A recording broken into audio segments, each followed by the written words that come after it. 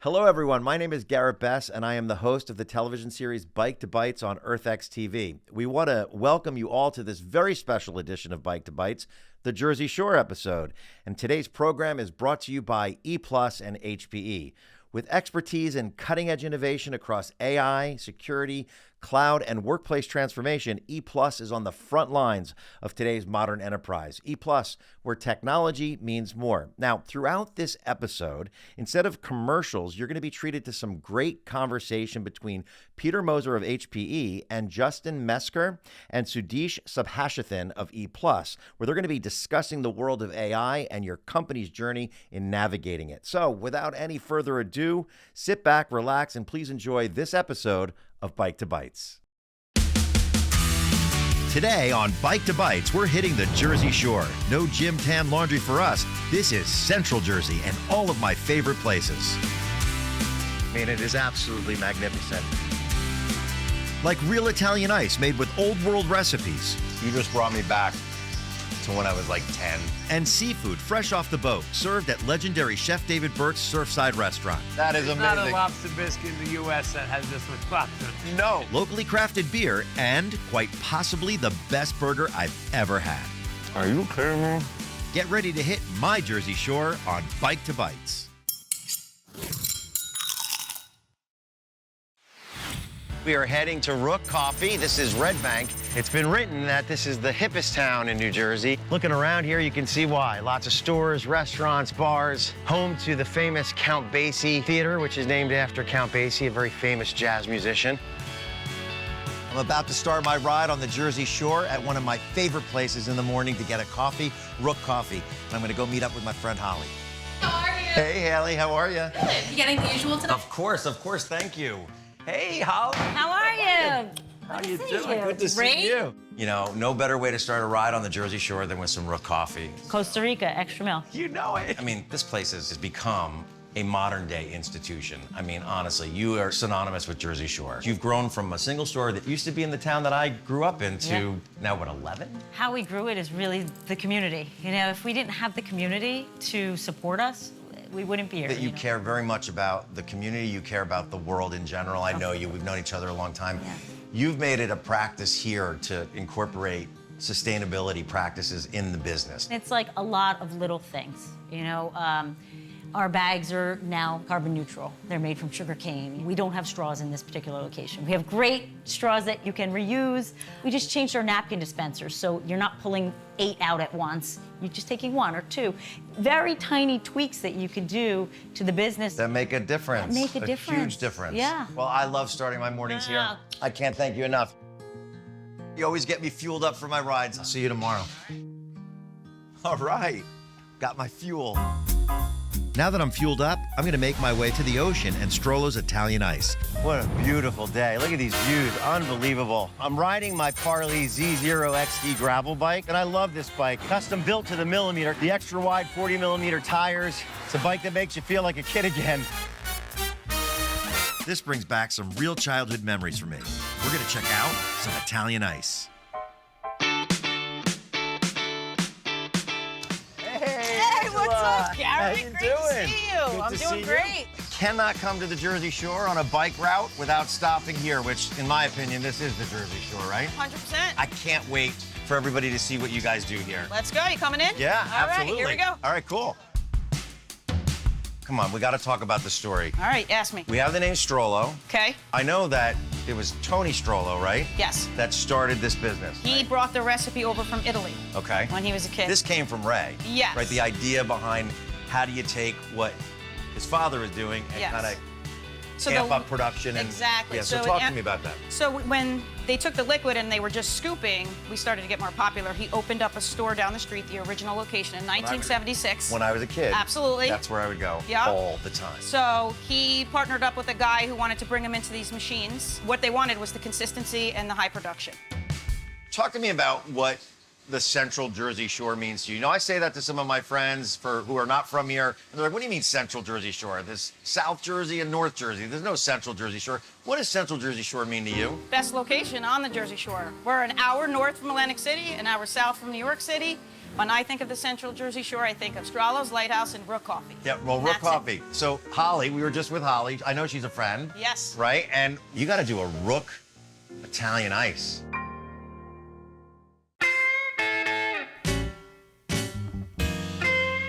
Now, we have some friends from Philly, Okay. and, they sit there and Oh, say... I know what you're gonna say. They say, there is no such thing as Italian ice. It's water ice. It's not water ice to us. It is Italian ice, and it's Strallo's Italian ice. It's the consistency in the machine that comes out like ice cream, so it's more firm, and it almost comes out creamy. So it's a big difference when you go to taste something that's in a cup and it's scooped. This consistency makes the difference. You sample the competition Sure. all over the country. When you have a water ice, can you taste the difference? It's and water. It's water. Now it was my turn to try my hand at perfecting the perfect ice. They look like little lighthouses. I'm ready. What do we have to do? You play the machine. Don't let the machine play you. So you want to make sure the cup is filled, and then you come around, All right. and there's the scoop. Should I try? Hold up the cup as it's coming down. Yeah. All right, you're actually pretty good at this. Keep spinning it around. Not bad. Look at it. I made a... You did. It was not This too spin bad. Right here. I love it's that. like the It's Leaning not bad. Tower of It's not Pisa. bad. I could be in your Italian family now. You could. Am I going to get brain freeze? Depends how fast. It's delicious, right? You just brought me back to when I was like 10. I bet. That is amazing. Yes. And it's always a treat. Always. It's not like I haven't had it here. I have, but being in here with you and hearing the No. stories Yeah. and feeling the energy and the love, you can't help. I mean, look, what a treat. You were awesome. Yes. Thank you. I love having you.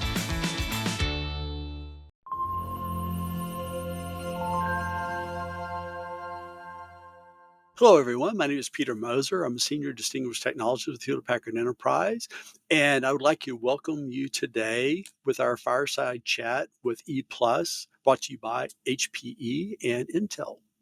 I would like to introduce you to our partners, ePlus, and our topic is really around how we're helping customers get on that AI journey and accelerate it. ChatGPT just kind of put AI, generative AI in the face of everybody, man, woman, and child, right? And so now businesses are seeing the power of generative AI. And it is as wow as it is, what are you seeing from a real customer perspective when they're trying to do this themselves inside a business? The biggest thing that we've seen is there's this AI journey that organizations are going through. And we've kind of classified it as you go from AI curious to AI ready to AI mature. AI curious is someone with an organization with aspirations, but doesn't necessarily have plans yet. They probably have ideas, but not necessarily a strategy. And they're characterized as having, they have data silos. They might not have data governance under control, but they know they want to go somewhere. When they make that transition to AI ready is when they really focus in on use cases and they focus in on outcomes. And then eventually they get to mature, where it really becomes about how do I get to scale? How do I optimize?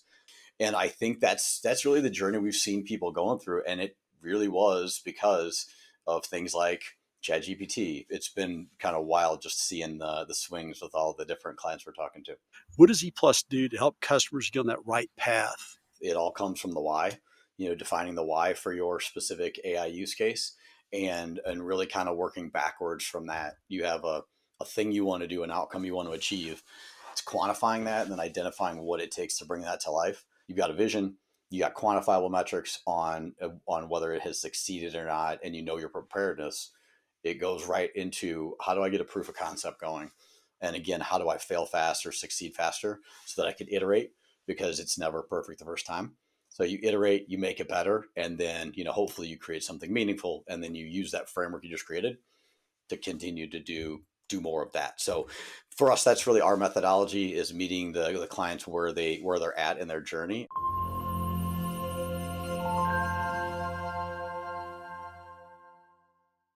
I've got a few miles of coastal view down Ocean Avenue to acclaimed chef David Burke's Drift House, one of my favorite local places It's nestled on the beach in the charming town of Seabright. So here we are, Drift House by David Burke. He's critically acclaimed internationally for all of the great food that he puts out and great conversations ahead of us. David has won the Nippon and Mondavi Awards of Excellence and has also earned a spot on the James Beard list of Who's Who of Food in America. And I'm proud to call him a friend. Thank you for taking the time with me. You're a friend, so I really appreciate it. This is our third stop along our journey. It is a beautiful day, and I couldn't think of doing a bike tour of the Jersey Shore without featuring David Burke.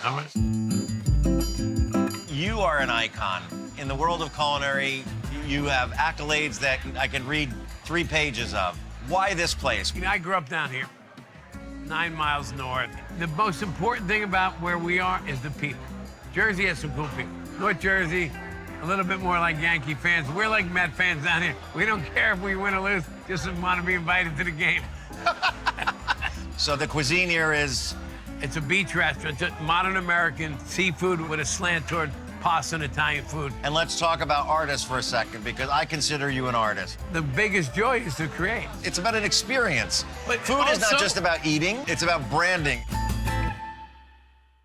So tell us the story of the couch potato. So I'm in D.C. opening a steakhouse, and I have this idea to do something called couch potatoes. So I'm at a farmer's market, and the guy makes wooden bowls and cutting boards, and he's got this candle holder made of wood. It's got 4 divots in it. Next to him is the produce guy, so I go get 4 little potatoes. I look at him, I say, "Can you make me a couch?"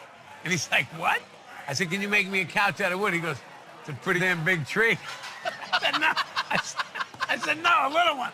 Anyway, I put the potatoes in the thing. I said, "I want you to put it back on this, make a little couch." He goes, "Oh." He goes, "I can do that." He makes them for me. I ordered 20 of them. I put the 4 potatoes on it with onion rings on top and basil, and I serve it with a ribeye. Just the word alone, I know people are gonna be like, "Well, what is that?" I gotta have it. It's this imagination that you have. Not only that, how do you serve a $16 baked potato? You can't. You have to make it shareable. So now there's 4 potatoes for a party of 4, right? And you pick them up, and they come on a beautiful little couch. There's conversation, there's flavor profile, there's presentation, right? There's communication. All of that is involved with 4 little potatoes. It's amazing. And it's called bringing people together, and you're going to talk about it. Now, it's also Instagrammable, because who's not going to say, "Look at this couch potato"? It's so simple, it's good. It is. Right?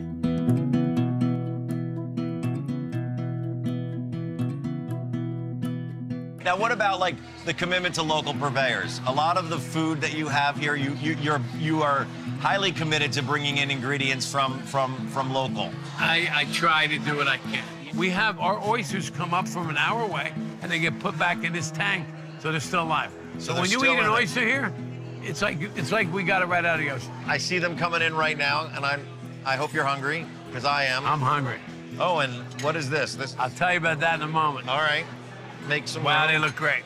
So these probably came out of the water a day or 2 ago, and then sat in our tank for probably a day or 2.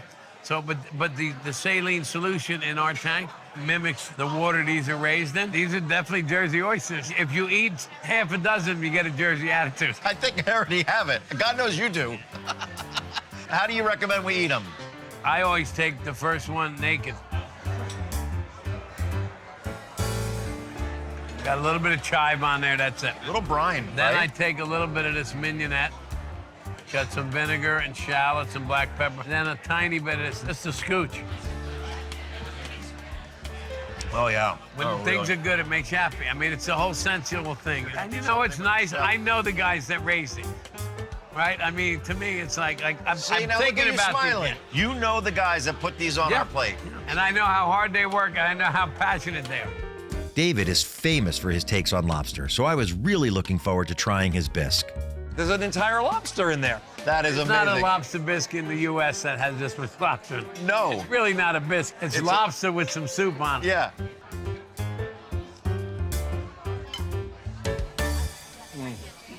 That is absolutely so creamy and savory. The bisque itself, I taste lobster in the bisque yeah. itself. There's no fennel in it, no Pernod, nothing trying to hide anything like brandy. So it's pure, it's sweet from the lobster. It's delicious. but you know you're getting your value. You ate a whole lobster. Oh, wow. Is absolutely gorgeous presentation. What's going on here, David? Grilled whole red snapper, and you got some brown rice, seasonal vegetables. Give me a plate. So Oh, yeah, tender. here, look. Just falling off. Beautiful meat. How Look at long that. does it cook for? This has to be 25 minutes. When you eat this, you feel the help. It's just simply flavored. Sometimes the simplicity is harder than the creativity. Tonight, what we gave you is very simple. It is, but Simple, but based on great ingredients, works just as taking a tough cut of meat and then working our culinary magic and making that exquisite. That takes a little more work.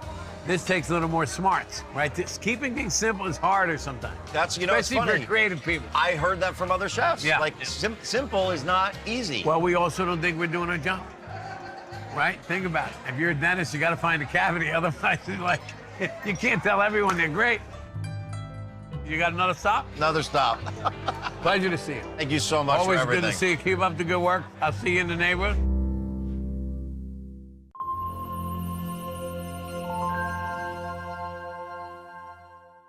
Now, with ePlus, how do you help customers do the management of change, not just from a technological standpoint, but a business standpoint? For us, it's really, building with a purpose.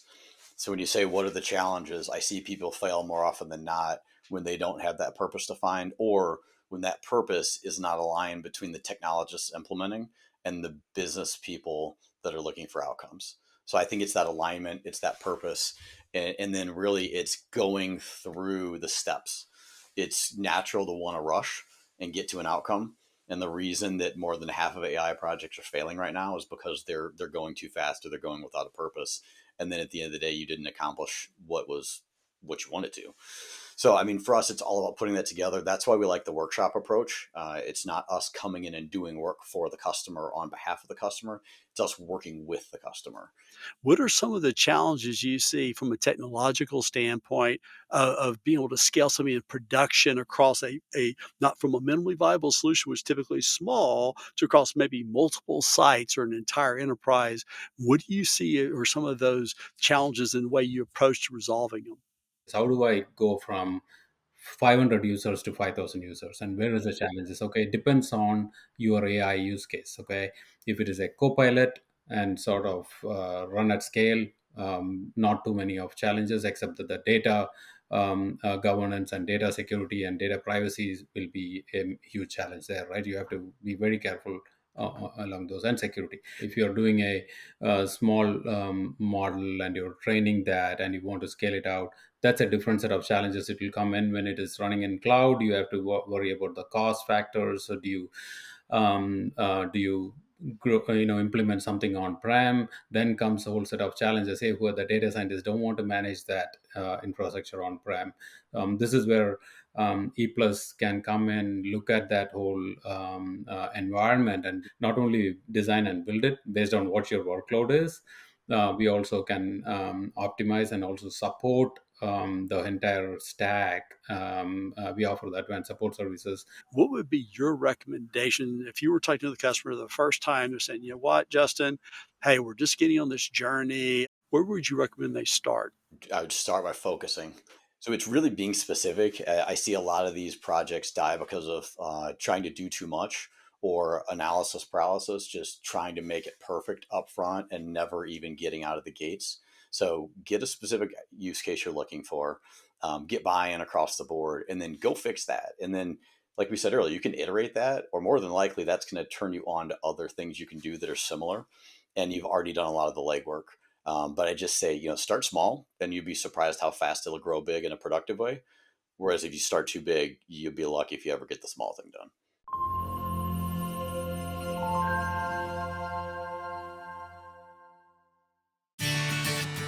I'm headed north on Ocean Avenue with a great view of the Atlantic, about 4 miles to Highlands, New Jersey, which sits on the beautiful Sandy Hook Bay.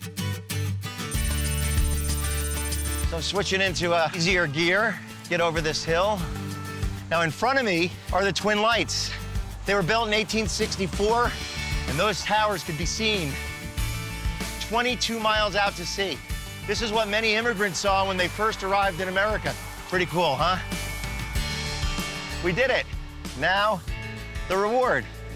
This whole area during Hurricane Sandy was decimated.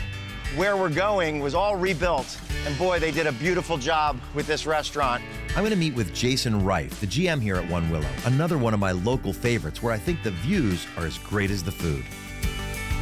Hey, Jason. Nice to meet you. Yeah, thank you so much. Let's talk about One Willow, how it came to be, if you could. Sure, absolutely. The property here was redeveloped after Superstorm Sandy, which unfortunately devastated the area back in 2012. Took a number of years to get it to where it is now. But Look at this view. Yeah, the work view is not bad. I will say that. Part of One Willow's success comes at the hands of Chef Nick Liberto, who's become known in these parts for his use of local ingredients. Nick, this is amazing. Talk to me about what inspires you to create what's here. We like to use local ingredients as fresh as possible and really just let those ingredients shine. Just simplicity, really. For example, like the scallops here, local scallops, right? Point Pleasant, day boat scallops. They came in directly from us, from the boat. We have local corn, some bacon, some local veggies from a local farm that we use. Is this Jersey corn? Yep. Okay. Jersey corn, Can we just settle it for everybody? It's the best. It is the best. Yeah. Yeah. All right. Awesome. Even the microgreens are grown and sourced locally. They're gorgeous.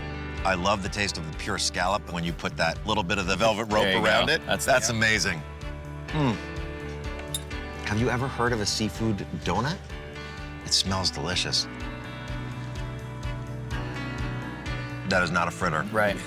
It is a donut with chunks of fresh seafood in the donut. Those are phenomenal. Yeah, those are a favorite.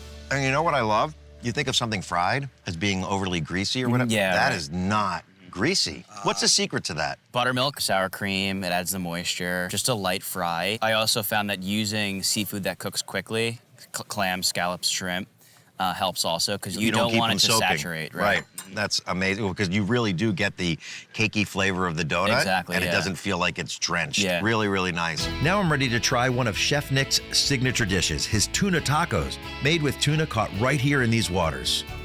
Fresh tuna. Where does your tuna come from? Right there. Yeah, right there. Literally. Local fishermen? Wow. Okay. So you're getting the smooth tuna with a nice little coating of the aioli, a little bit of the bite from the tart of the lime that you put on top, and then that crunch. And that tuna is just absolutely fresh and delicious. Sometimes it's same-day fish. It's phenomenal. Thank you so much. Yeah. Wow, that was incredible. The tuna, the scallops, a seafood donut. Now we're heading to the Henry Hudson Trail, one of the most scenic parts of this ride. So let's go.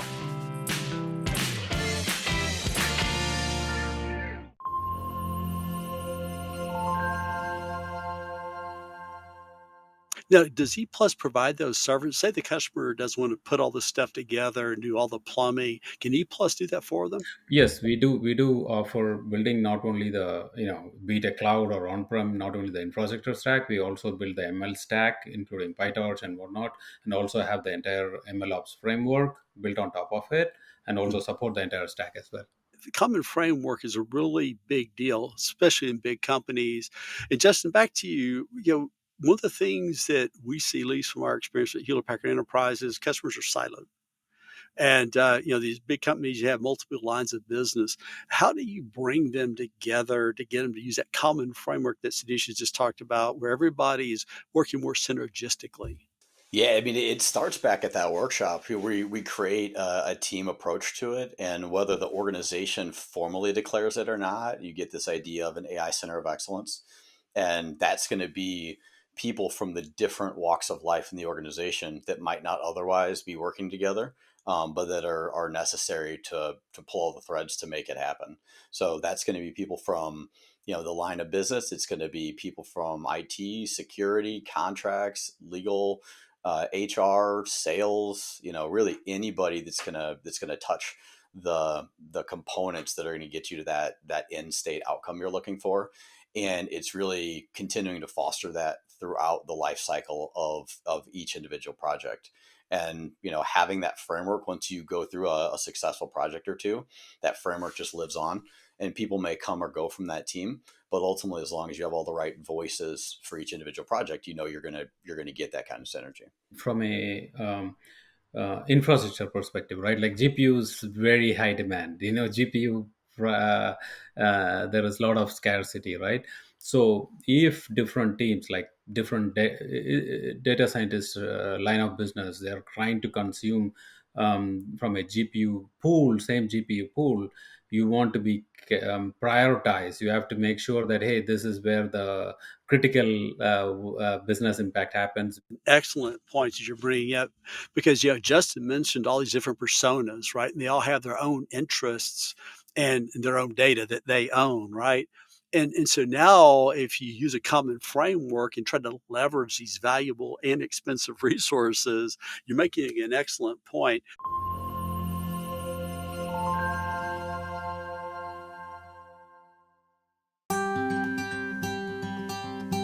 The Henry Hudson Trail is 24 miles long and runs along the Sandy Hook and Raritan Bays, the very spot where its namesake dropped anchor and found fresh water for his crew. What I really love about the Henry Hudson Trail is that it's this crushed gravel. It could have probably rode the road bike on this, but I figured I wanted to show off the gravel bike today. Now I'm headed to Barnacle Bill's, my go-to place for a great burger and beer. But before I do that, I'm picking up a buddy who loves cycling as much as I do, and also the guy who makes the beer I'm about to have, Augie Carton, owner of Carton Brewing. Augie! How are you, man? Hey, man, how you doing? So this is my neighbor. He owns this unbelievable brewery called Carton Brewery right here in Atlantic Highlands. This is the last leg of our ride. We're on our way to Barnacle Bills. where we're going to be drinking, Carton beer. which is incredible craft beer, and we're also going to be having a really good Cheddar cheddar burger. burger. Tell everyone how Carton Brewing started. Carton Brewing starts in 2011 when my cousin and I team up and put a little brewery in our hometown, and we were officially the 13th brewery in New Jersey at the time. Cut to a dozen years later, there's been a boom in craft brewing in New Jersey, and there's 150 of us. And we just try to make beer for our town and county, and you'll see when we get to Barnacles, tasty beer that goes with local food. Let's go get some cheeseburgers and beer. There he goes. See that? That is the difference between someone who kills the hills and someone who doesn't. In addition to being an expert brewmaster, Augie is a master cyclist. It's going to be hard keeping up with him, but thankfully Barnacle Bill's is just a short ride through town and over the Oceanic Bridge.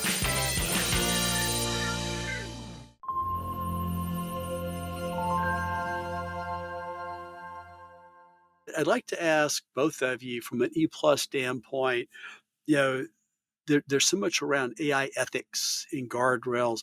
What is ePlus's point of view on that? What's your approach to helping customers that way? Ethical AI is a topic in our very first workshop that we do, and it's a topic that continues through all the workshops, all the use cases, all the POCs. There's ethical use of AI, but there's also biases of AI and things like that you need to be very aware of. And part of the software stack and things that Sudesh was talking about is kind of auditing where these generative AI technologies are coming up with their responses and seeing if there was a bias where it came from and how to mitigate that. So it's a topic that is constantly discussed, but it really has to be a common theme in everything that you do. Just like I always say, security should be a component of everything you do in the world of IT. Is everything in AI should have some form of ethical inspection along the way. Enterprises need to have or develop a robust framework, not only just for data governance, also for model governance as well, right? So in terms of how you're collecting this, what preparation, how you're training these models, because the bias mainly comes from the training, how you did the model training, right? So you have to have governance and framework around that, in addition to all the other factors which you're talking about, regulatory compliance, security, data privacy, and whatnot, right? So that's actively being worked on. There are a lot of frameworks which has already been built so we follow those practices and we implement that for our customers. I think we've covered a great deal of information to help just about any customer at any stage of maturity get going. What's the best way to find out about this workshop, the value that it provides, getting engaged with ePlus to get on that journey or get on a path that's thought out, get the right players involved, with the right framework across the enterprise that can scale, go from use case to full production scale? What's the best way to get going here? Yeah, great question. So we've got a program here called ePlus AI Ignite, which is our framework for all the things that we've talked about today, the workshops, identifying use cases, the right ways to deliver the services. You can go to eplus.com/AI and you'll see information on everything that we talked about today. And there's a contact form in there, which will help you reach out to us, and we'll get one of our advisors on the phone with you and get moving. Fantastic. Anything else we didn't talk about that you think is important for the audience to hear? I think you didn't ask me which coffee I like. Other than that, I think we covered it all.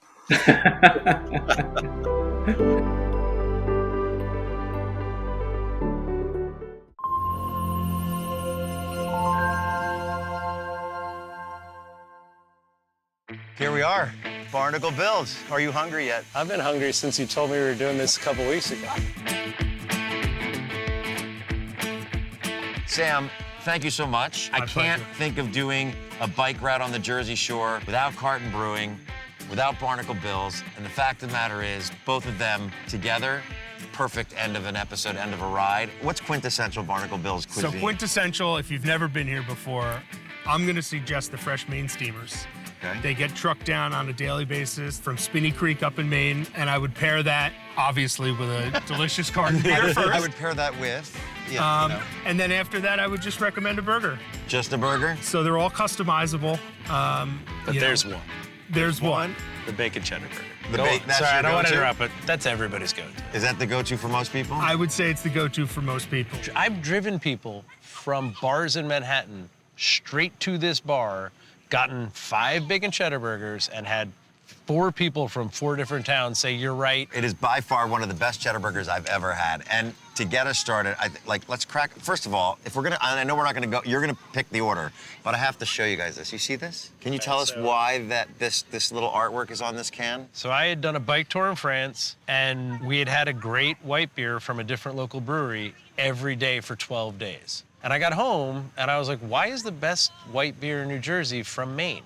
So I was like, guys, we're just gonna make the kind of beer I drank when I rode across France. So these are 2 famous finishes, Bastogne Liège Bastogne and Tour de Flanders, from the year we opened, in rendition on our simple white bike riding, probably good with steamers and French fries beer. All right, so we're gonna try that one. So let's get to it. Thank you, Trey. So why did I get the dub? That one's a double IPA, but the bottom end of it. So double IPAs exist between 7.5 and 10. That one's right at 7.8. It's a big beer. He's got to do service tonight. I should start with this. I would. So let's have this with food. So in the world of beer drinking, I believe you've got your cocktail beers and your food beers. Okay. These are fun to just drink when you're drinking a beer, fun. light a fire, hanging out. These do that, but they also pair to food better. So. All right, cheers, guys. Cheers. Awesome. Thanks for having us. Okay. Now, man, So happy. you just said it makes me so happy too. I've been looking forward to this the entire ride. To pair this beer with your burger that's about to come out and the steamers.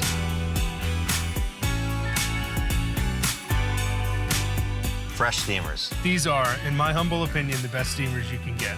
They've been one of our mainstays for over 40 years here. Those are incredible. How often do you get these?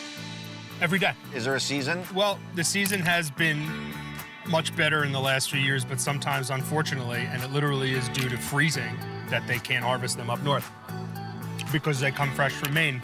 There's almost no reason to go for any other.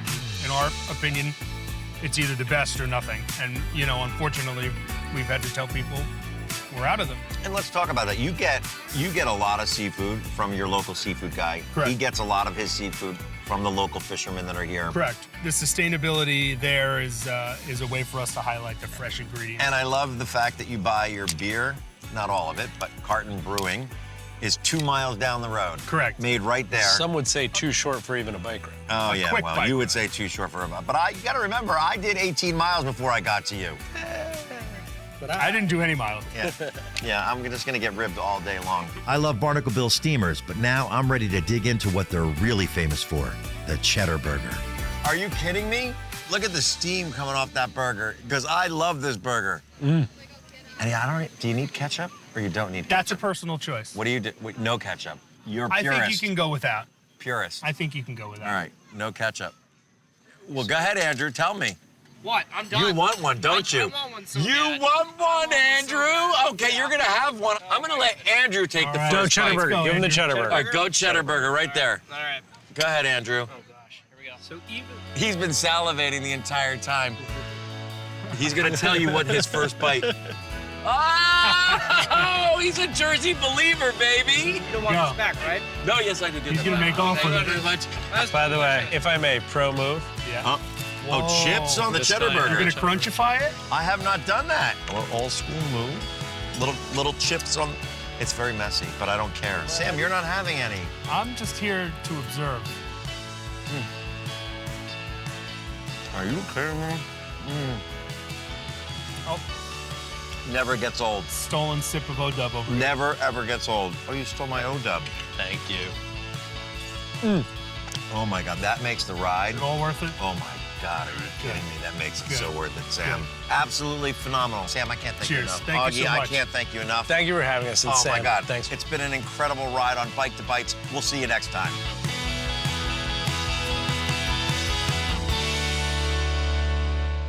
I want to thank ePlus and HPE, and I want to thank you for watching this very special Jersey Shore episode of Bike to Bites. For more information, please scan the QR code on your screen, and we'll see you next time. And remember, pedal, eat, and repeat.